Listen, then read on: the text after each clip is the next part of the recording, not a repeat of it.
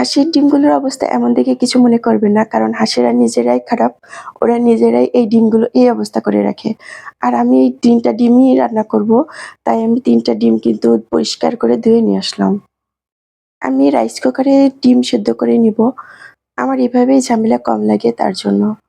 আমার ভিডিওটা যারা দেখবেন তারা অবশ্যই জানাবেন কে কোথা থেকে দেখছেন। পরবর্তীতে আমি তাদের নাম মেনশন করে দিব। ডিমগুলো এখন যথেষ্ট পরিষ্কার পরিচ্ছন্ন আছে। এখন এই ডিমটা সিদ্ধ করে নিব ভালোভাবে। হাঁসের ডিমের এই রেসিপিটা করতে অবশ্যই যে মসলাগুলো আমি ব্যবহার করছি সেগুলো দেখিয়ে দিলাম। আর এখানে ৩ টা ডিমের জায়গায় ২ টা ডিম দেখে অনেকেই অবাক হবে। কিন্তু অবাক হওয়ার কোনো কারণ নাই। কারণ একটা ডিম তো আমি হাফিস করে দিয়েছি সেদ্ধ করার পরই। আর এখন যেহেতু ২ টা ডিম আছে তাই একটু মাঝখান দিয়ে কেটে দিলে একটু বেশি, বেশি দেখাবে। তাই আমি মাঝখান দিয়ে কেটে দিলাম।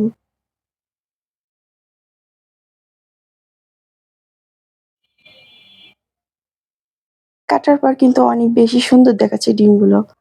এবার তেলের ভিতর হালকা ভাজা করে নিব। তেলের ভিতর সরিষার তেলে একটু লবণ আর একটু হলুদ দিয়ে ভাজা করে নিয়ে তুলে নিলাম। এরপর মসলাগুলো দিয়ে দিব।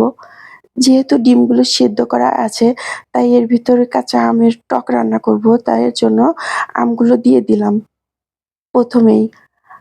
আর যদি এমন কোনো কিছু রান্না করতাম যেটা সেদ্ধ করা লাগবে প্রথমেই, তাহলে আমগুলো শেষে দিতাম। যেহেতু এখানে আমগুলো প্রথমেই দিলাম, কারণ ডিমগুলো ভাজাই ছিল তার জন্য। আর এই রান্নাটা অনেক বেশি মজা লাগে যেহেতু আম দিয়ে রান্না করা।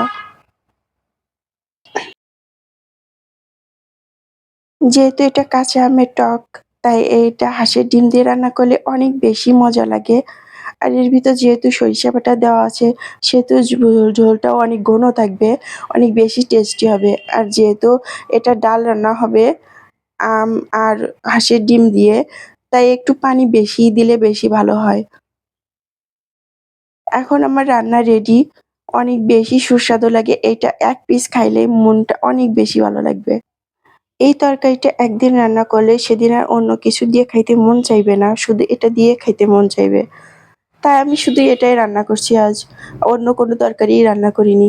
জানি আমি এটা অনেক বেশি সুস্বাদু আর মজা হয়।